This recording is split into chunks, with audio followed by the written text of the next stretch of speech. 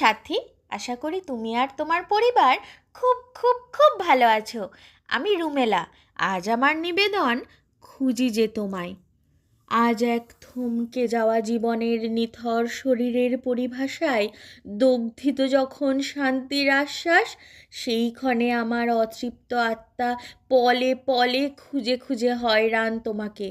কথা দিয়েছিলে পরিত্রাণের হোম শিখায় রক্তদানের পুণ্যদানেও রচনা করতে হবে পালা বদলের ভয়ঙ্কর এক ঐতিহাসিক চালচিত্র। মায়ের চোখের জল মুছিয়ে দিয়ে সগৌরবে তাকে বসাবে আপন ঐতিহ্যের স্বর্ণ সিংহাসনে।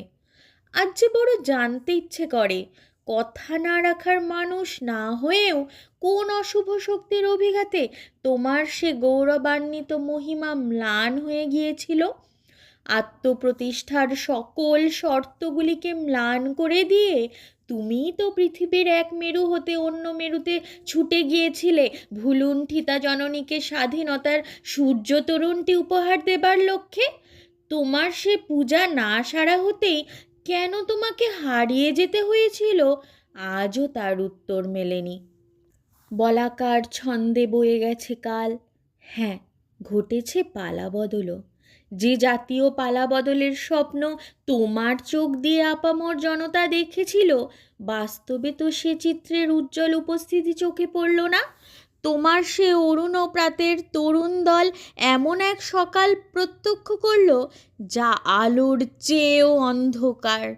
অবশেষে এক বিভ্রান্তিকর প্রশাসনিক পরিবর্তনের নির্ধারিত নীতিতে ভারতবর্ষের মানচিত্রটাই বদলে গেল। আজ স্বাধীনতার এতগুলো বছর পার হয়ে এসেও যে মানুষগুলি তোমাকে জীবনের আদর্শ মেনে নেতা জ্ঞানে তোমার বন্দনা করেছিল, প্রজন্মের ধারাবাহিক প্রবহমানতায় সেই নির্মলতা মলিন হয়ে যাচ্ছে শত সহস্র নেতৃত্বের লাঞ্ছনায়। আজ যে তোমাকে দেশের বড় প্রয়োজন, ওগো বীর, বাস্তবের ফাইল বলছে তুমি নেই, তুমি নেই, তুমি পৃথিবীর কোথাও কোনোখানে নেই।